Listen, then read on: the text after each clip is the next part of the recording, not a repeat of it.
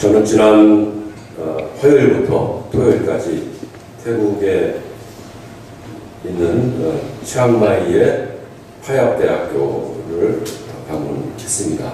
파얏대학교는 태국에 있는 전통이 있는 기독교 대학인데요. 그 학교에는 또 신학과가 있어서 최근에 신학대학으로 독립을 하여서 목회자가 될 사람들을 길러내고 있다고 합니다. 태국의 기독교는 채 1%가 안 된다고 합니다. 대부분이 불교 신자고요. 이슬람도 한 10% 정도 되는 것 같습니다. 그런 나라에서 기독교인들이 어떤 역할을 할 수 있을까 그런 생각을 많이 해봤습니다. 학생들을 대상으로 있는 셰플에도 참석을 했는데 그 셰플에서 설교하시는 분이 굉장히 강조하는 게 전도더라고요. 여러분 전도했습니까? 전도를 많이 하십시오. 그것을 굉장히 강조하는 것을 들었습니다. 제가 이제 인사를 할 기회가 있어서 어떤 이야기를 하면 좋을까 하고 생각을 하다가 이런 이야기를 했습니다. 한국의 기독교의 역사를 보더라도 기독교인이 굉장히 소수인 시절이 있었다. 한국의 기독교 초기에는 굉장히 기독교가 소수였지만은 그러나 우리나라를 구하기 위해서 지키기 위해서 굉장히 중요한 역할을 했다.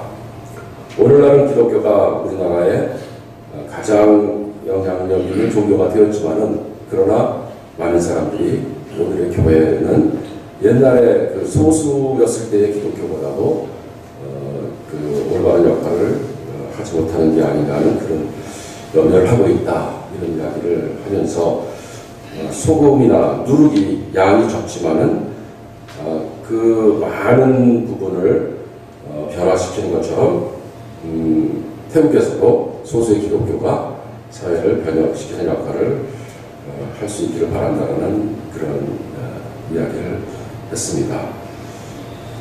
태국에 있는 우리 기독교 우리 형제 자매들에 대해서 우리가 좀 더 관심을 갖고 우리가 이미 경험한 많은 것들을 좀 나눴으면 좋겠고 또 가능하면 우리가 이제 좀 더 장기적인 관심을 갖고 관계를 맺었으면 좋겠다는 생각을 해봤습니다.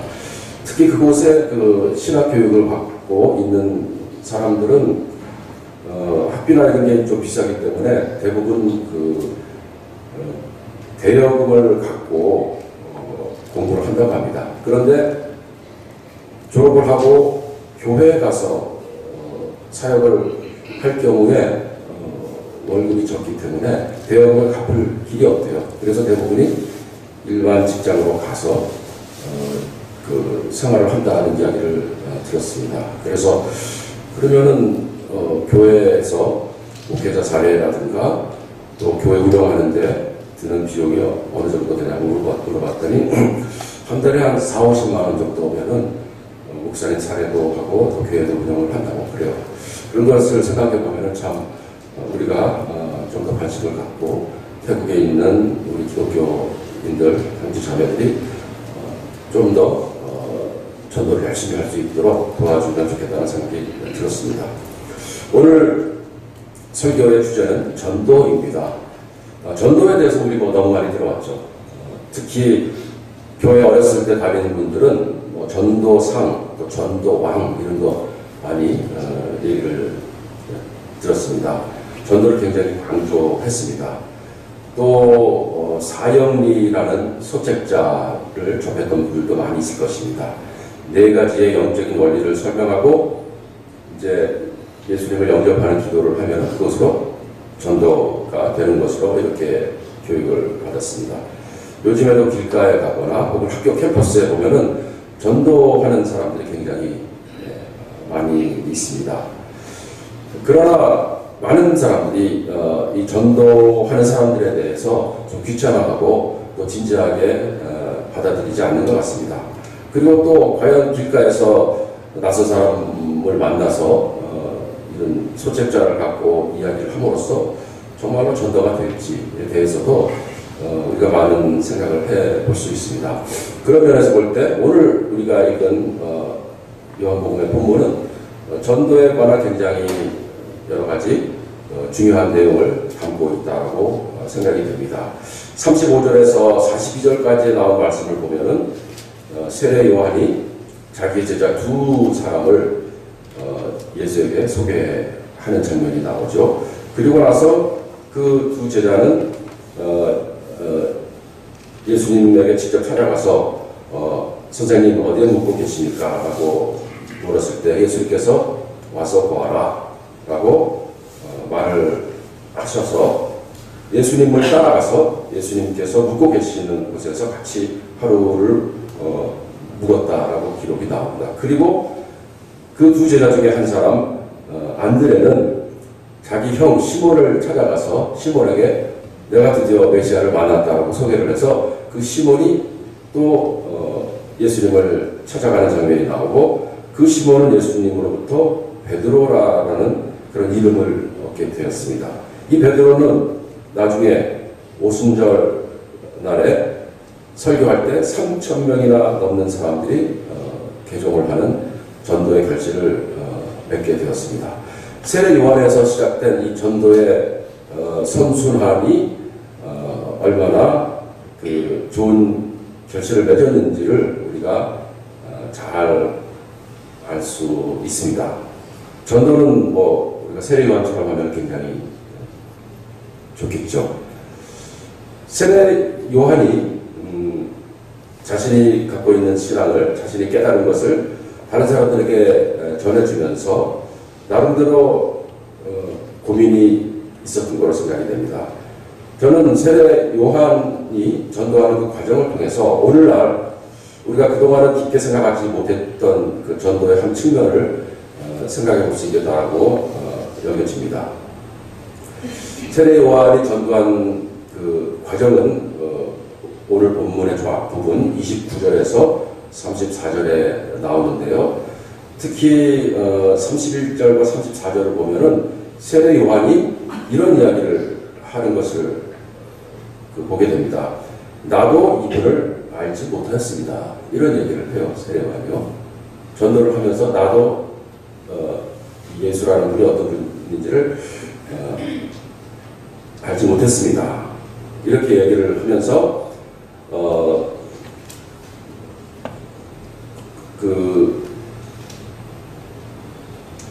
과연 그렇다면 세례 요한은 어떻게 그분이 하나님의 어린 양이고 또 하나님의 아들인 것을 알았겠는가?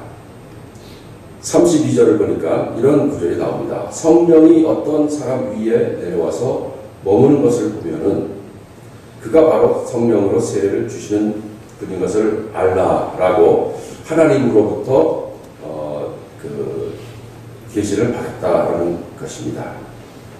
그리고 나서 그 계시에 의존하여서 바로 예수에게 성령이 임하는 것을 보고 판단을 하였다는 것이죠. 나름대로 세례 요한의 주관적인 해석 혹은 추론의 과정이 있었다는 것을 우리가 알 수 있습니다. 다시 말하면은 세례 요한은 이제 이런 식의 추론을 한 것이죠. 첫째, 성령이 어떤 사람 위에 내려와서 머무는 것을 보면은 그분이 하나님의 아들이다. 둘째, 성령이 예수의 머리 위에 머무는 것을 보았다. 세 번째로 결론적으로 그러므로 예수는 하나님의 아들이다. 나름대로 3단 논법의 그 형식을 갖추어서 세례 요한이 판단을 한 것으로 우리가 생각을 합니다. 우리가 어떤 생각할 때는 이런 예언자들이나 또 세례 요한 같은 분들은 하나님으로부터 그냥 그 정답을 딱 받는 것으로 생각을 하는데 그게 아니고 세례 요한은 나름대로 자신의 그 판단력을 활용을 해서 주어진 사건, 주어진 상징적인 사건을 해석하는 과정을 거쳐서 그렇게 함으로 예수가 하나님의 아들이라는 결론에 도달했다는 것이죠. 이런 과정이 바로 해석의 과정입니다. 신앙에 있어서 사실은 해석의 과정만큼 중요한 것이 없습니다. 어떤 사람들은 성경은 그냥 무조건 믿으면 되는 것이지 해석이 뭐가 필요가 있느냐, 성경에 나온 것을 그냥 그대로 받아들여라, 이런 식으로도 생각을 하는데 그것은 굉장히 잘못된 생각이지요. 우리가 믿는 성경은 그것을 문자 그대로 받아들임으로써 우리가 갖게 되는 어떤 유익함은 사실 많지 않습니다. 혹은 무엇인지 우리가 정확히 판단할 수가 없습니다. 한 가지 예를 들어보면은 우리가 성경에 갖고 있는 구약성서를 생각해 봅시다. 구약성서 39권의 성경이 있는데 그 성경이 해석의 과정이 필요 없이 문자적으로 우리들에게 의미를 준다.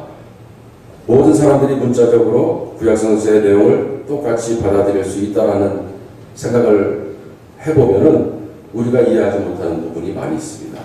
예를 들어서 똑같은 구약성서를 유대교에서는 자신들의 경전으로 받아들이고 있습니다. 똑같은 구약성서인데 기독교인들은 그 구약성서를 다르게 해석함으로써 예수 그리스도를 중심으로 한 기독교의 경전으로 써놨습니다. 어떻게 보면 참 굉장히 불가사의한 일인 것 같아요. 어떻게 똑같은 구약성경인데 기독교인들은 거기에서 예수를 메시아라고 믿는 그 근거를 찾을 수 있었고 유대교에서는 여전히 예수가 아닌 다른 메시아를 기다리고 있을지 우리가 성서는 그냥 해석의 과정이 없이 문자 그대로 모든 사람이 당연히 여길 수 있는 진리가 그 안에 담겨 있다라고 생각하는 것은 굉장히 위험한 생각입니다. 왜냐하면 그런 경우에는 사실은 우리가 알지 못하는 사이에 어떤 특정한 그 해석이 그 안에 담겨 있고 그런 해석을 절대화하는 그런 위험성이 있기 때문입니다. 적어도 세례 요한이 예수라는 분이 하나님의 아들이다라는 그 확신을 갖고 믿음을 얻게 되는 그 과정에 있어서는 나름대로 판단을 하고 해석을 하고 이해하는 과정이 있었다는 것을 우리가 중요하게 생각을 하고 전도라는 것은 결국은 자신이 이해한 바를 다른 사람들에게 소통하는 것이 전도다라는 것입니다. 우리가 이해하지 못한 것을 어떻게 소통할 수 있을까요? 우리가 충분히 숙고하고 우리가 충분히 이런가 저런가 여러 가지 가능성을 생각해보고 나름대로 계속해서 생각의 꼬리에 꼬리를 물면서 깊은 성찰을 통해서 얻은 그 결론 그것을 다른 사람들과 소통하는 것이 바로 전도의 핵심이라는 것을 우리가 깨닫게 됩니다.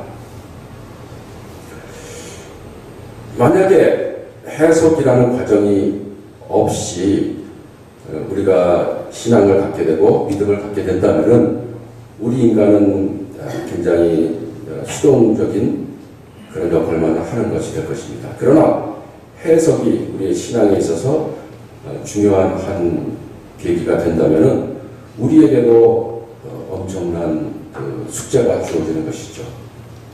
하나님께서 단순히 우리를 감동시키고 우리를 변화시켜서 우리가 믿음을 갖게 되는 것이냐 아니면 우리가 나름대로의 노력을 통해서 무엇이 진리인가 이것의 의미가 무엇인가 끊임없이 탐구하면서 그렇게 함으로써 우리가 진리를 얻게 되고 깨닫게 되는 것입니다. 이 두 가지는 아마 이것이냐 저것이냐라기보다는 이 둘이 다 필요할 것이라고 여겨집니다. 결국 신앙이라는 것은 우리가 갖고 있는 성경책 그리고 또 이 세상에 일어나는 모든 일들에 대해서 그것의 진정한 의미가 무엇인지를 끊임없이 성찰하는 그 해석의 과정이 있고 그 과정을 하나님께서 보호하시고 인도하심으로써 이루어지는 것이 바로 신앙입니다라는 것을 깨닫게 됩니다. 이런 해석의 과정은 계속해서 나선 영웅처럼 반복되면서 더 깊이 들어갈 수 있는 것이죠. 우리의 신앙은 해석의 과정이기 때문에 우리의 신앙이 깊어질수록 우리는 더 깊은 의미에 도달할 수 있는 것입니다. 신앙의 열분이 중요한 것은 바로 계속해서 반복되는 해석의 과정을 통해서 우리가 믿는 신앙의 그 깊은 뜻을 더 많이 이해할 수 있기 때문입니다. 그런 점에서 볼 때 교회라는 것은 해석의 공동체입니다. 우리가 모여있는 이 공동체는 우리가 성경을 또 세계를 해석하는 그 공동의 관점 때문에 형성이 된 그런 공동체라고 볼 수 있겠습니다. 우리는 세상을 바라볼 때 이 세상이 아무 의미가 없는 또 무질서한 우연히 생긴 세상이 아니고 하나님의 뜻이 계셔서 이 가운데 하나님의 섭리가 드러난다고 믿으면서 세상을 해석하면서 살고 있습니다. 또한 우리 모두는 성경을 읽으면서 예수 그리스도 하나님의 아들 우리의 구세주 성육하신 그리스도가 바로 우리를 위해서 이 땅에 오신 하나님이시라는 것을 믿는 그런 믿음의 근거에서 성경을 해석하면서 생활을 하는 그런 해석의 공동체가 바로 우리입니다.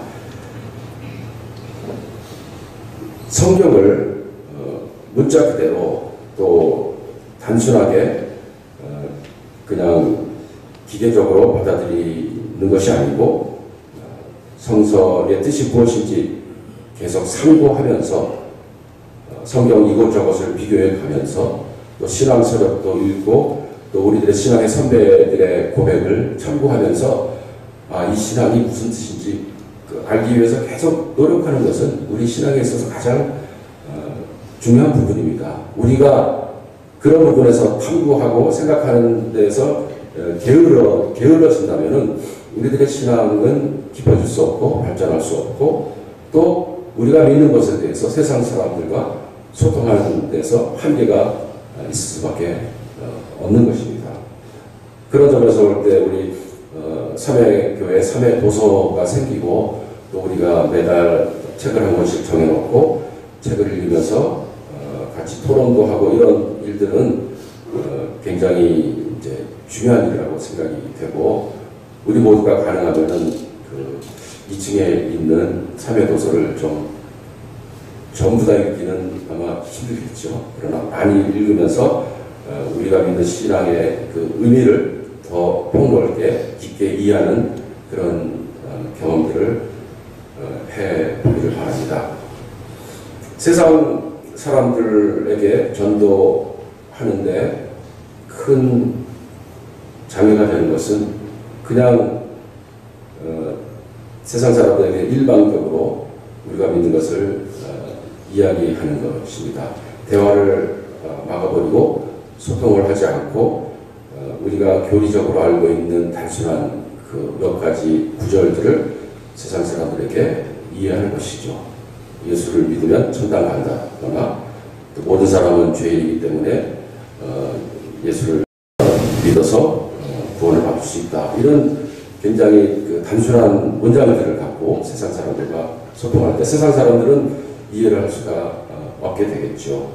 우리 스스로가 그런 진리에 대해서 깊은 탐구를 하고 이해를 하고 해석을 하고 세상 사람들과 소통할 수 있는 방식으로 다가가는 것이 굉장히 중요하다는 것을 생각하게 됩니다. 우리들은 우리가 살고 있는 이 세계에 대해서 우리의 일상적인 세계에 대해서 혹은 우주와 같은 거시의 세계에 대해서 혹은 인간의 뇌의 뉴런이라든가 아니면 뭐 DNA라든가 이런 미시의 세계에 대해서 혹은 자연이나 사회나 혹은 개인의 심리라든가 이런 많은 것에 대해서 과학적인 진리들, 과학적인 사실들을 접하면서 살고 있습니다. 많은 부분들은 우리에게 하나의 사실로 다가오게 되는 것이죠. 그러나 사실들은 그것 자체로 우리들에게 총체적인 의미를 주지는 않습니다. 어떻게 보면 이런 많은 사실들을 전체적으로 묶을 수 있는 하나의 관점이 필요한데 그것을 세계관이라고 할 수 있겠고 우리들은 결국은 기독교적인 세계관으로 연결을 할 수가 있는 것이죠.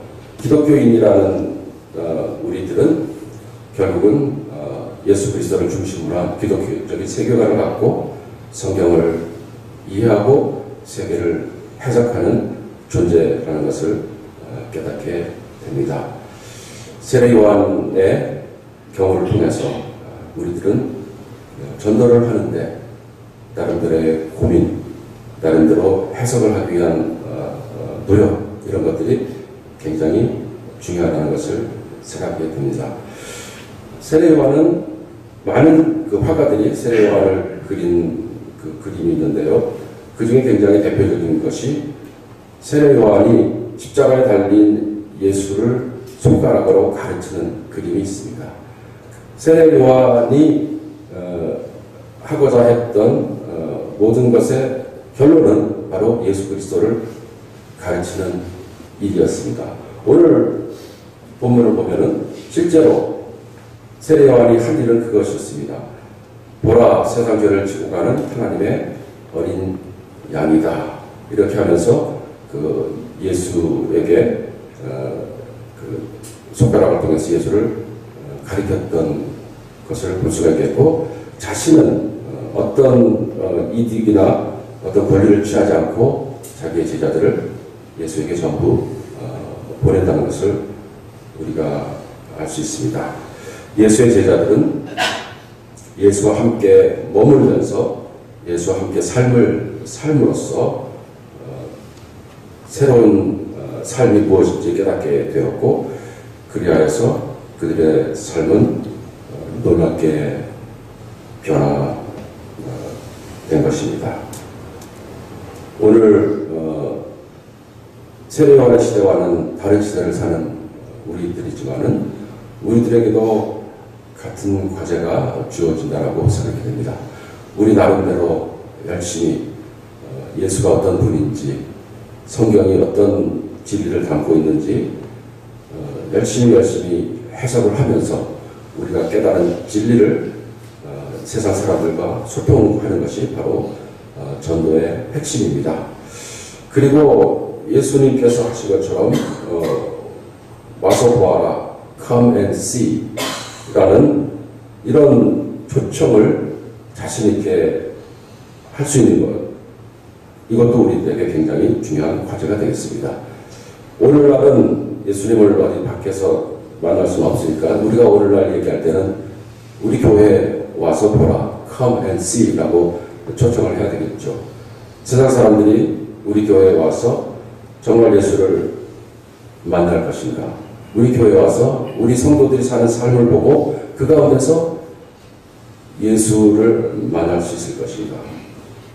그것이 또 우리가 전도를 하는데 굉장히 중요한 질문이 되겠습니다. 우리 삼회교회 10년을 보내고 이제 새로운 또 10년을 시작하게 됩니다.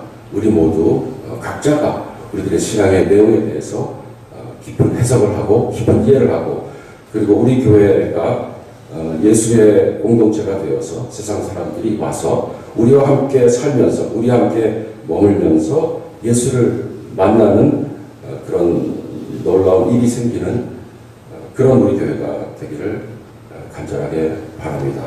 올해는 우리 모두 전도에 힘썼으면 좋겠습니다. 오늘날만큼 전도가 필요한 때는 없는 것 같아요. 사회가 너무 혼란해요. 세상 사람들이 무엇이 의미가 있는 것이고 무엇이 참된 삶의 길인지 많이 고민을 하고 있습니다. 정말 우리가 알고 있는 이 길에 대해서 세상 사람들과 소통을 해야 되지 않겠습니까? 우리 이웃, 우리 가족, 우리 직장 동료, 그들에게 예수 그리스도를 소개하고 예수와 함께 사는 삶이 어떤 삶인지를 증언해주는 그런 우리 모두가 되었으면 좋겠습니다. 기도드립시다. 사랑해 주님 감사합니다. 우리가 어떻게 신앙을 갖게 되었는지가 신비이고, 또 이런 귀한 복음을 세상 사람들과 어떻게 소통해야 할지도 우리들에게 큰 과제가 됩니다.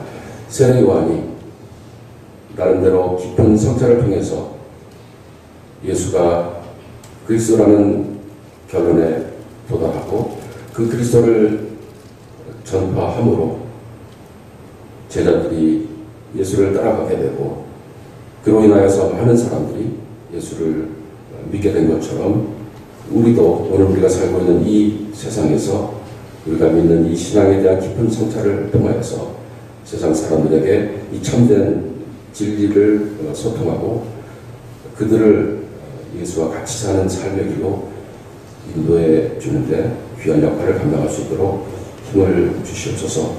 전도에 열심을 내는 우리 모두가 될 수 있도록 주님께서 함께해 주시옵소서. 감사드리며 예수님 이름으로 기도드립니다. 아멘.